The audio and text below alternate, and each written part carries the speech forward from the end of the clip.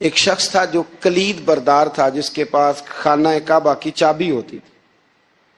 حضور صلی اللہ تعالی علیہ وسلم نے اس سے کہا کہ بھائی چابی ذرا دے دو، میں خانہ کعبہ کے اندر سے زیارت کرنا چاہتا ہوں۔ کہنے لگا کوئی اور ہوتا تو میں دے دیتا، آپ کو نہیں دوں گا۔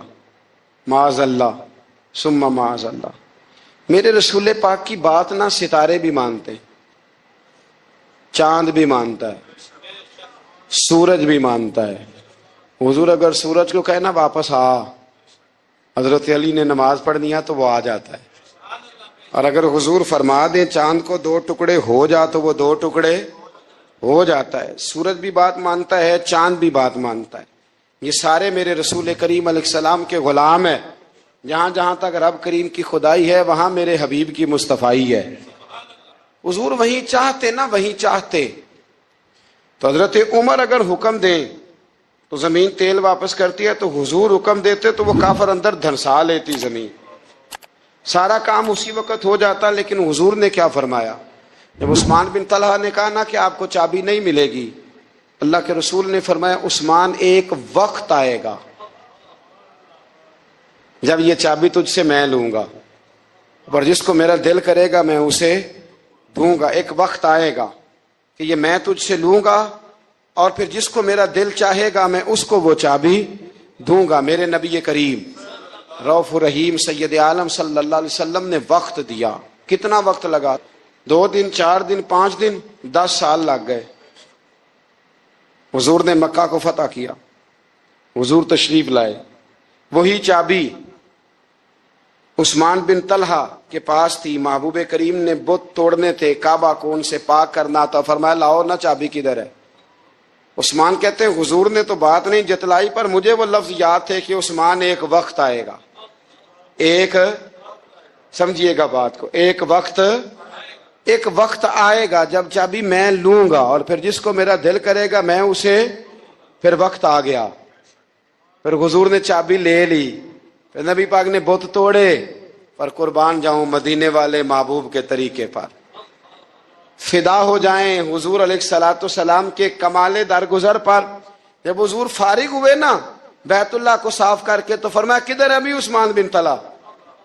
وہ آئے تو حضور فرمانے لگے یہ چابی پہلے تیری خاندانی وراثت تھی، پھر میں نے اپنے وعدے کے مطابق لے لی، اب میں تمہیں واپس کر رہا ہوں، اب یہ چابی میں تمہیں واپس کر رہا ہوں، میں یہ چابی میں تمہیں دے رہا ہوں، لہذا اب تیری نسل سے بھی قیامت تک کوئی نہیں لے گا، میں تمہیں یہ چابی دے رہا ہوں۔ تو بھائی وقت کا انتظار کریں۔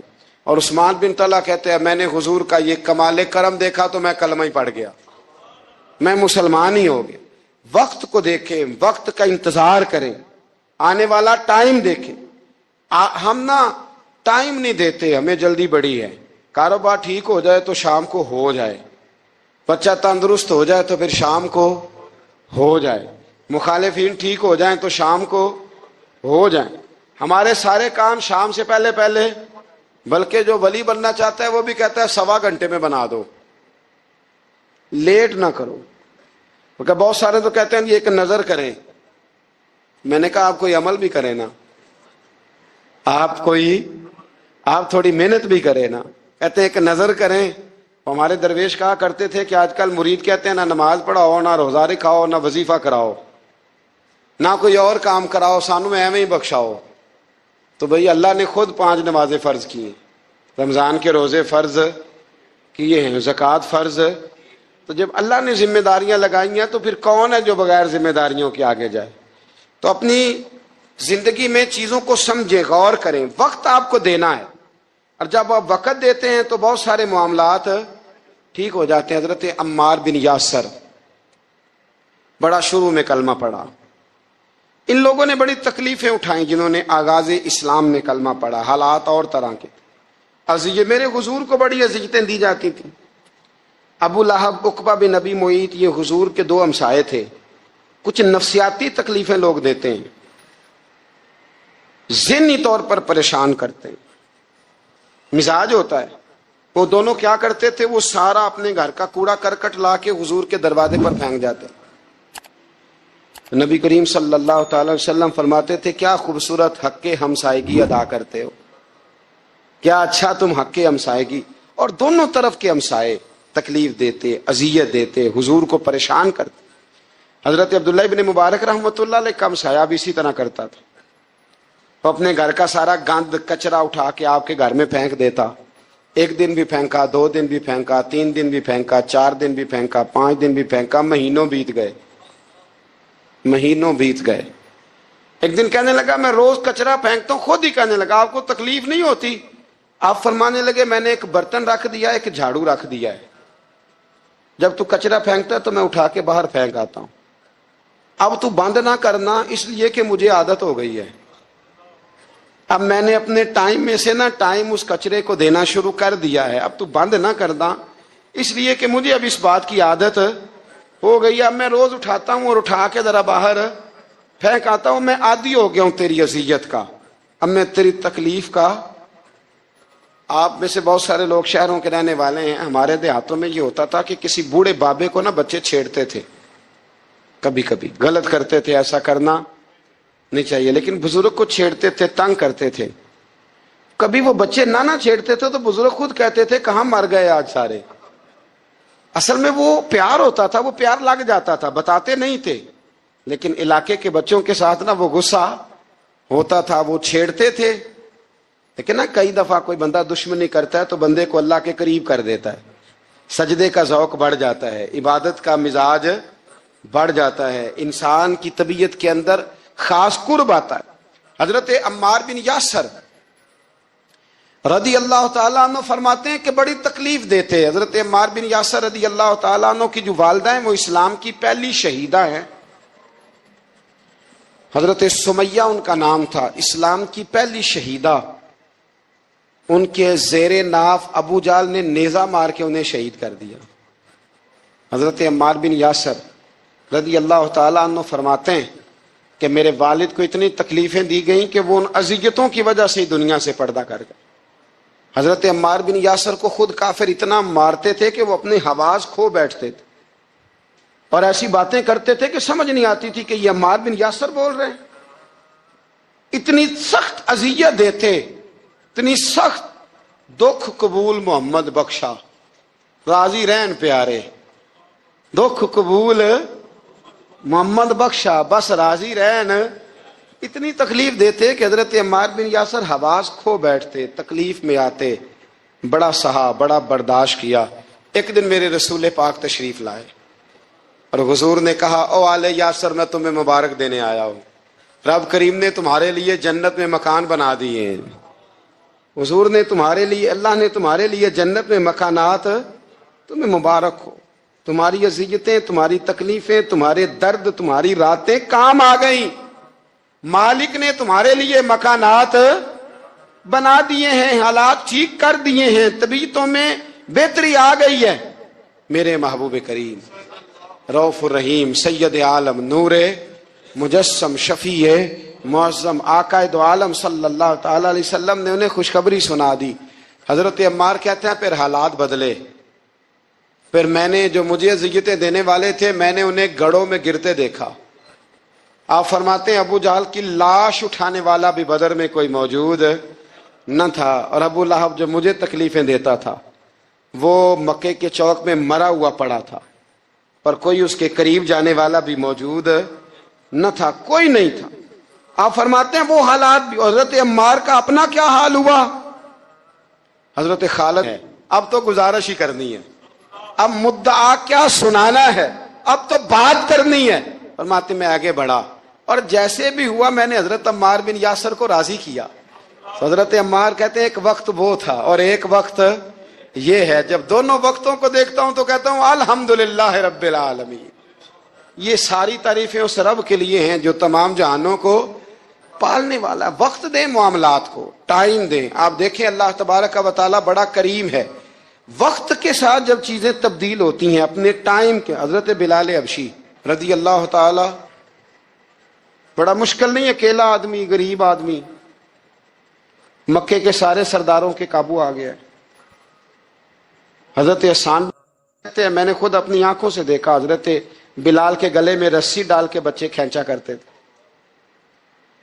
یار خاصا مشکل کام نہیں. امیہ بن خلف ڈنڈوں سے مارتا ہے، آپ کے ہاتھ اور پیر چارپائی کے نیچے رکھ کے تو اوپر بیٹھے رہتے بڑی بڑی دیر. بڑی تکلیف نہیں, بڑی اذیت نہیں. لیکن حضرت بلال حبشی فرماتے ہیں پھر میں نے وہ سارے دکھ مٹتے دیکھے. وقت بیت گیا. وہی امیہ بن خلف ایک دن گھوڑے پہ تھا, گھوڑے اپنے کو تیار کر رہا تھا, لگام ڈال رہا تھا. حضور علیہ السلام گزرے تو فرمایا کیا کر رہے ہو؟ کہنے لگے اس گھوڑے پر بیٹھ کے آپ کو شہید کروں گا. تو حضور فرمانے لگے تیاری کر لے, تجھے قتل میں نہیں کرنا ہے. پھر جنگ کے موقع پہ نا ہلکی سی خراش لگائی رسول پاک نے اسے یہاں گلے پہ. تڑپتا تھا, روتا تھا, سسکتا تھا. لوگ کہتے تھے امیہ کیا ہو گیا, اتنا سیانا بندہ یہ کیا کرتا ہے؟ تو کہنے لگا تمہیں پتا نہیں مجھے تکلیف کتنی ہے. ضرب تو چھوٹی ہے پر تمہیں پتا نہیں لگائی کس نے ہے تو چھوٹی پر تمہیں خبر نہیں کہ لگائی کس نے ہے, کس نے یہ ضرب لگا دی ہے. پھر تڑپ کر سسک کر مرا. حالات بدل جاتے ہیں, حالات میں تبدیلیاں آ جاتی.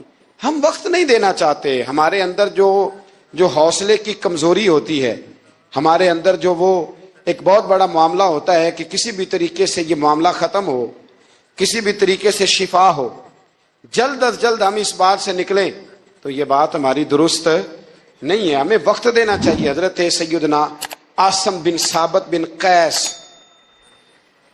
بخاری میں بھی موجود ہے, اور بھی بہت ساری کتب میں یہ روایت موجود ہے. حضرت عاصم بن ثابت بن قیس رضی اللہ تعالیٰ عنہ, آپ نے نا جنگ احد میں بڑی دلیری کے ساتھ آپ لڑے تھے. 2 لوگوں کو آپ نے قتل کیا تھا, مصافے اور حارث کو.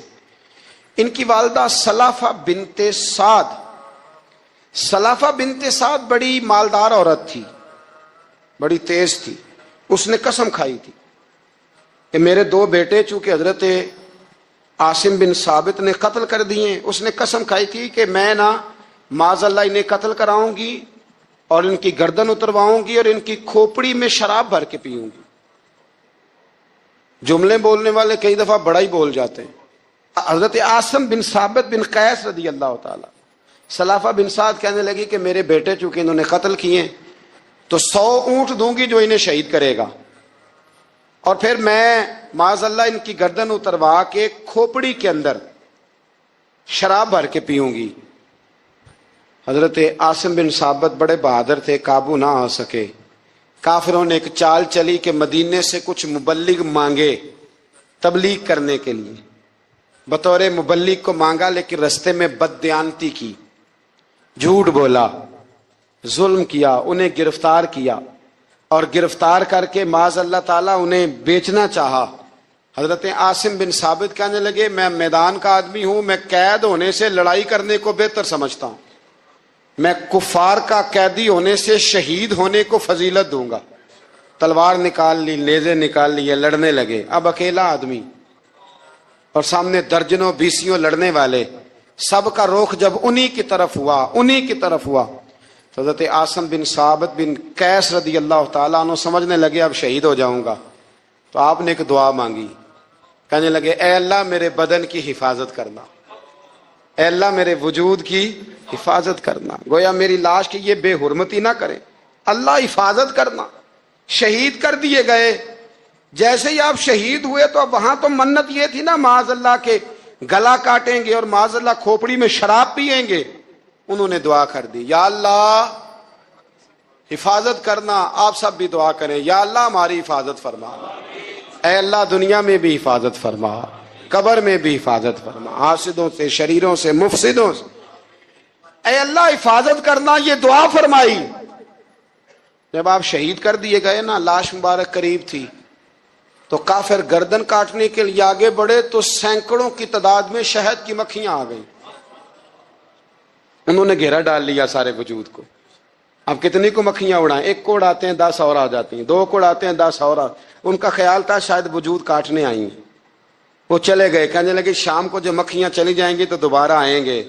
لیکن جب مکھیاں اڑی تو انہوں نے وجود کو چھوا بھی نہیں تھا. انہوں نے وجود کی حفاظت کی, دعا مانگی تھی اے اللہ ان سے میری حفاظت فرما, مجھے ثابت قدم رکھ. مکھیوں نے وجود کو چھوا بھی نہیں. اور جب رات ہوئی تو نہ بادل تھے, نہ پانی تھا, نہ ہوا تھی, لیکن اللہ نے پانی بھیجا, بارش آئی حضرت عاصم بن ثابت کی لاش کو بہا کے لے گئی، وجود بہا کے لے گئی، سویرے ڈھونڈتے رہے پر ان کا وجود کسی کو ملا، بعد مرن دے مکھڑا میرا ہو جاوے جے تازہ، پھر سمجھ لینا محبوب میرے نے آن پڑے ہے جنازہ، پھر سمجھ لینا محبوب میرے نے آن پڑے ہے۔ اور ایک شعر پڑھنا دوں چراغے گولڑا کا، کئی دفعہ